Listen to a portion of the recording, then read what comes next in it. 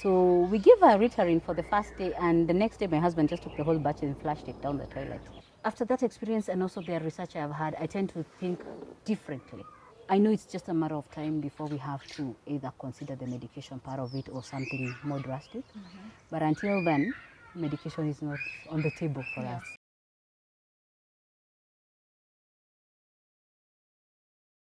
Tell me, have you put your children through any form of medication, and how does it work for you? Our kids are not on medication. The first time medication came into our lives was from the neurologist, and his idea was we can reduce the hyperactivity that our second born had. Yeah. And remember that when we got the diagnosis, we were both still in shock. We were both trying to find information. So we gave her Ritalin for the first day, and the next day my husband just took the whole batch and flushed it down the toilet. And that was it. We've never thought of medication as being the option. So when we have to deal with something autistic, we choose to go the behavior way. And also we look for ways to actually mitigate it without ever having to put medication. But one thing that has happened to our second born is that she started getting seizures. She doesn't get convulsions. And her seizures come with ectovomiting. Yeah? So we know it's just about a matter of time before we have to use anticonvulsants or anti-seizure meds. But before we get there, we're going to try different ways of dealing with it, whether we have to do diet, we have to do behavior analysis and modification. But remember that seizures can be critical and lethal, so we basically look at that. And then also for the last born, she also has what they call petit mals. Petit mals are small seizures that happen within the head, but they don't have an outcome that shows you like you'd see a convulsion, epileptic convulsion. They don't have that for both of them actually. But with petit mal, what happens is that the child will probably blink at me for 45 seconds, was talking, forget what she was doing, and then start like, it's just like stop gap, then move on. Yeah? I would need a doctor to actually, medical doctor to actually explain that. And I know we are seeing one very soon. We have an appointment. But I know it's just a matter of time before we have to either consider the medication part of it or something more drastic. But until then, medication is not on the table for us. It's not. You mentioned that your husband flushed them in the toilet. Was it an effect? Was it something that was drastic? It wasn't drastic because even for us to put our child on medication, actually the brand of medicine was Ritalin. Yeah, it's an antipsychotic drug that reduces the brain's speed to a slower speed. Now, Kenyan neurologists believe medicating an ADHD child makes them settle down for them to be either educated or trained or for them to grasp a concept. I tend to, after that experience and also the research I've had, I tend to think differently. Because when we gave our daughter a quarter of Ritalin, our child turned from the hyperactive baby to a zombie who's drooling the whole day and sleeping. And that was the first dose. I wasn't ready to find out what would happen on day 2. Yeah. So for me, actually, when I came home and he told me he flushed the drugs, I told him actually I was coming to do the same. Because I wasn't going to risk having the drugs in the house, yeah? And from then we sat and I did a lot of research. I'm blessed to have 2 big sisters who are very invested in my children. So the youngest one of us lives somewhere where there are resources, unlike Kenya. And she got me help. She brought to our lives a lady called Mary Kimari. Mary Kimari runs Calm Autism in the US. And Mary Kimari was able to link me up with guys out there who gave me the advice. And short and long of it is Kenya got its first family-friendly, child-friendly ABA specialists. The ones who were there before were unaffordable, and their attitude was table behavior teaching. But this one was working with the child and the child's environment. Her name is Ashley. She gave me pointers on the way to go, and it worked. Remember, if I was to hire her, I'd have to pay something like 3,000 Kenya, $30 an hour. I have 2 children, $60 an hour every day is money I can't afford. Yeah, on top of other therapists. If you're doing an occupational therapist, you're paying $25 an hour, 4 times a week. If you have a speech therapist, you're paying $50 an hour. And that hour is not complete because by the time they bond with the child and do something with the child. So when I looked at the cost effect, I didn't have $500,000 a month.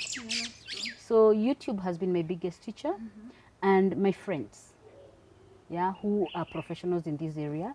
And also, when we learn something, we share. And when we meet her through the roof, it's been the biggest platform of a parent who can't even afford to go to hospital to get the diagnosis, to see ways of advising them, how do you get your diagnosis? Because once you have a diagnosis, you know what you're dealing with. And like when you're just saying, okay, we have no speech, we don't hold eye contact, we don't eat, we don't poop on schedule, we have to be given medicine to poop, things that every mother thinks it's kawaida, you take it for granted. In my world, it's not for granted. There are times when your child goes poop and you're like, yay, this is the best thing that has happened today. That is in my world. A child basically identifies that that's a cat. That's a milestone. That is something for us to celebrate in my world. Yeah, because it's a milestone. So when it comes to all issues, you do what you can. But if you go the medicine way, then you need to figure out for yourself, how long are you going to give that medicine? And what's going to be effective? Because if a child starts medication at 2 years, what's going to happen at 14, 20, 30?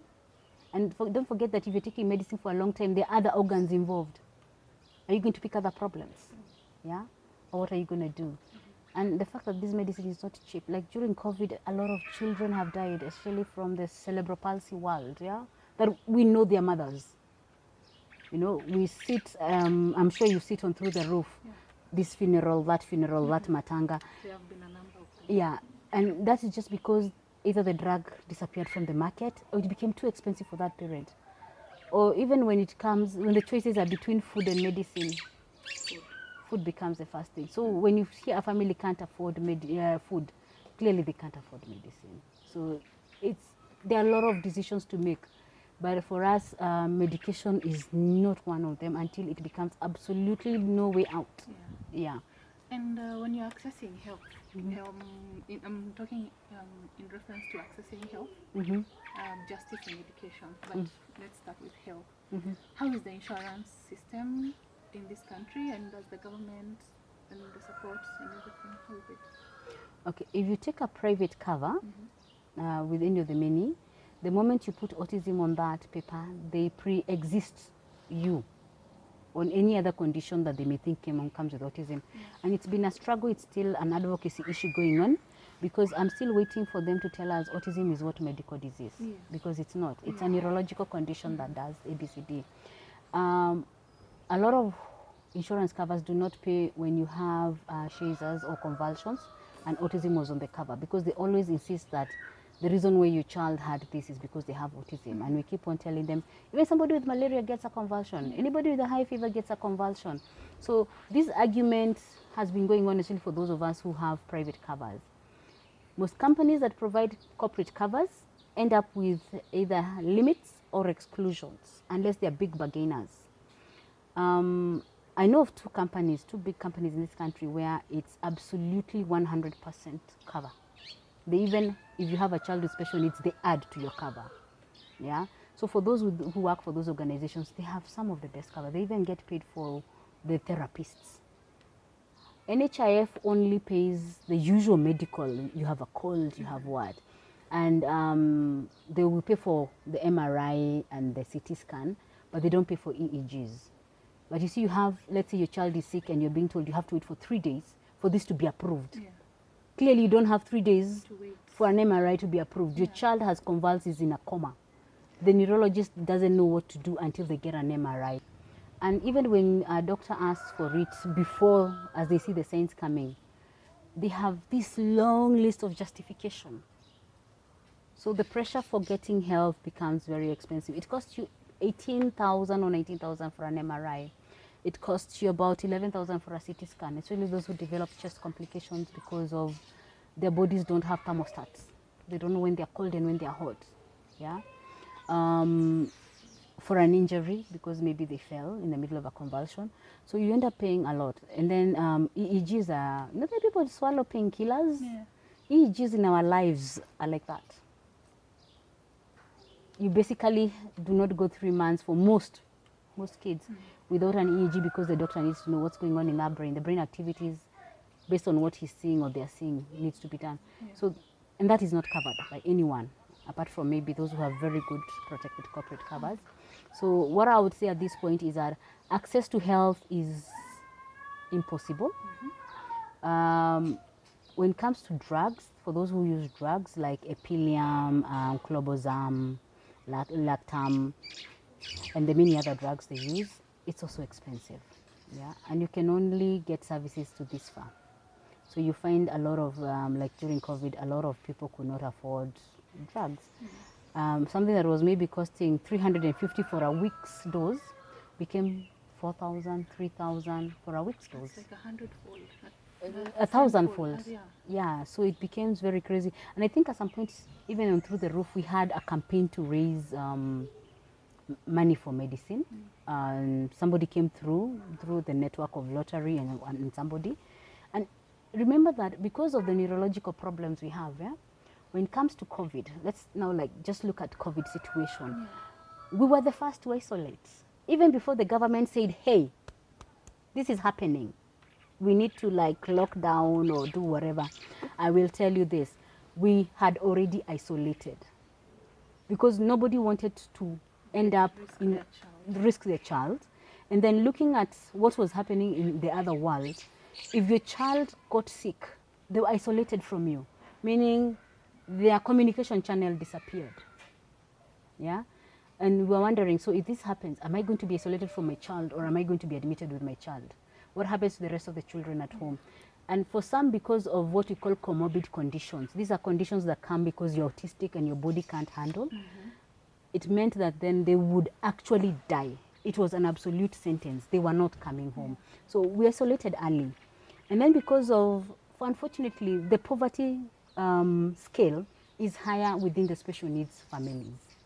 If you look at the ones we know, 90% of them either live in slums or live hand to mouth. If they don't get a job today or a task today, there's no food on their table. So for those, they had to isolate very fast. And that means they couldn't go to hospital to pick their normal medication. They couldn't afford it. They couldn't even afford food. And I remember our parent group, which is ADAT, went sourcing for food and drugs. And a relational group basically did that, got the medication, which helped a few families. And then we got food through, Lottery International. They gave us food that fed Nairobi, about 260 families, and 33 in a children's home. It fed about 280 families in Kisumu and 300 in Nyeri. So at least for 3 weeks, we knew they were sorted. But COVID didn't end in 3 weeks. It's still here. Okay, some have been able to get out and get an income, but we have so many of us who have not been able to do anything. And that has been the biggest challenge. So when also the justice system, because I've been thinking for a while, like how many people get arrested and they have intellectual disabilities, and now we have this justice system and they have been locked up. Are there such cases, and what do you do as Through the Roof? Those cases exist. We know quite a number. I don't know how many they will end up in this country because I cannot talk about legal framework because I don't know about it very well. But I do know there are over 400 cases of the government calls them mentally disabled. At a term we hit. In the country or in Nairobi? In the country. I wouldn't. In the country, we have 2 forensic jails in Kenya. One is Mathare, the other one is Port Reitz. What has happened for most of those cases is they've ended up in jail at the pleasure of the president. Some have offenses, some don't have offenses. Okay? Some have, and you see the way the system works is that most of them get medicated. So they're in the Mathare forensic. So they're on drugs to keep them calm or whatever it is the doctors have decided. Yeah. But this person was probably told, the only way you end this is say yes. So they thought, if I say yes, I'm going home with my family. So you have those whose families are still going to court, becoming more bankrupt, begging, borrowing to get their kin out of jail, which they shouldn't. But if you do end up in adult jail, you will serve at the pleasure of the president. The pleasure of the president, what does it mean? It means, there's a thing the president does every December, releases some prisoners. Yes. He releases some. But chances are, somebody with a mental disability tag will not be released. because they'll be like, anenda wapi, he won't know whatever. And it's made us, we families of special needs people, very scared of the justice system. Yeah. Because like the biggest crime they take our children in for, and they end up in approved schools, and then they grow, they become adults in the system, and that means they go to jail, is loitering with no destination. I think you've seen the posters when we are looking for our children. If they land up in the police station, we may not be able to get them out. Yeah. And therefore, ADAT is working with the police under something called Polycare, to basically just not only educate the police on how to handle our children and evidence when our children are the victims or the offenders, and also even to bring other professionals on board to just deal with that situation, which is expensive. And maybe the person making the decision decides, no way, I'm not spending money on this one human being. But they forget that that one human being is a representation of another 20,000 people. Yeah. And also even the statistics in the country are not accurate, because we look at each other and we are like, okay, they said we're 900,000. But I know just in this small group of ours, we have over 5,000. And this is just a small group that is here and very educated. What happens to those who in the whole country? So that statistics maybe is also another reason. As ADAT, and through the roof, we are working with the police. We have a number of advocates who work with disability. They are advocates of the High Court, who then sit the brief for us and the brief on the cases, and we come in just to do the psychosocial support.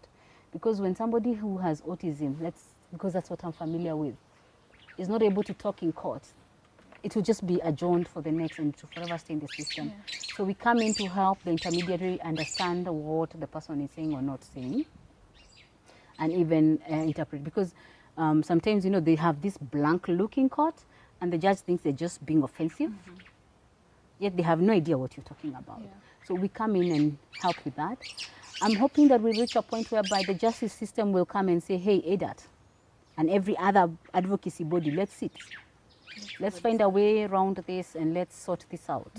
Because then if we sort that out, then we stand a better chance of keeping a lot of people with the mental disability tag out of jails. Jails are not the right accommodation for them. Remember, Kenya is a signatory of the Charter for Rights of People with Disability. And the articles there, especially Article 40, and also the Constitution of Kenya, Article 48, the CRPD, Article 19, 23, that says a person with intellectual disability or mental disability needs to be given accommodations that make him understand. If you go to court and you don't speak English or Kiswahili, they provide an interpreter for you. If you're deaf or nonverbal, they provide a sign language interpreter for you. Then why isn't the court putting that for the person with intellectual disability? Even if they don't have a professional in that area, then why don't they ask us, can you provide a parent who can understand what this child is saying and tell us? Provided it's not the biological parent. We will do that. Yeah? But the court has to be willing to also meet us somewhere and tell us, because we can't be the ones knocking the door everywhere. It's exhaustive, but we'll keep knocking so that we can have justice. And also the fact that like during this COVID time, a lot of our kids were clobbered. Those who escaped being beaten up by the police ended up in police cells. And since they could not say their names or say where they come from, they had no identification tags, most of them, until their families were able to find them, some stayed in police cells. Actually, I know of this one case where one stayed in a police cell for more than 3 months. That's a long time. Well, there was no other option. The police were still trying to find out, how do we keep you safe in this COVID time? Who do we hand you over to? They did the best they could. To anybody out there, they think that was wrong. But what were they supposed to do? Throw her out again to be picked up by another one, killed or raped? No. So they did the best they could. Yes, we think it was inhuman, but they didn't have a choice. And then when you try looking for homes, no home was willing to open their doors because they don't know the COVID status. So they did the best they could with what they had. And I'm looking at a point whereby then that should have been our learning lessons, that we need to equip the police better. Not only in infrastructure, but also in education on how to handle people with intellectual mental disability issues and cognitive. And mostly the non-verbals who were never exposed to an education system that gave them access to sign language. The other issue about justice has been the speed of response. Missing Child Kenya is our best response. You put the poster, the 0800 number, and it goes out to all the media. But your success depends on you being found by somebody who is empathetic, because our kids find every chance they can to get away. They're explorers. they will find every time to do that. I've lost my youngest for about 40 minutes in this neighborhood. Somebody just left my gate unlatched. Somebody came in, delivered something, left my gate unlatched. She was playing out here with her soil, and she just followed the guy. Yeah. So as guys, I think she's here, only checking out she's not here, and it took us about 40 minutes to find her. Luckily, somebody had seen her, and thankfully, we're also in a rural area, and thankfully, we didn't have an evil person around at the same time, yeah?